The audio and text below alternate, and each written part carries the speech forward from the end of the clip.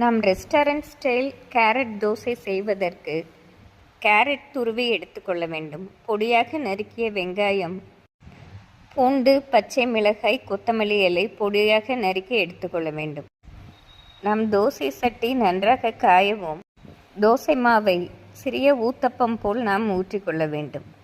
Carrot தோசைக்கு நாம் சற்று சிறிய தோசையாக சுட்டால்தான் சுவை அதிகமாக இருக்கும். தோசை மாவு ஊற்றியவுடன் அதன் மேல் முதலில் வெங்காயத்தை தூவ வேண்டும்.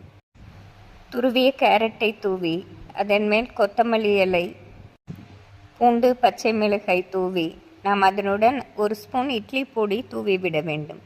பின் நாம் தோசை மாவுடன் அதை நன்றாக ப்ரெஸ் செய்து எண்ணெய் ஊற்றி திருப்பி மிதமான தீயில் ஒரு 2 நிமிடம் வேக வைத்து எடுத்தோம் என்றால் அருமையான கேரட் தோசை ரெடி. இது குழந்தைகளுக்கு லஞ்ச் பாக்ஸ் கொடுப்பதற்கும் மிக அருமையாக இருப்பதோடு மிக ஆரோக்கியமான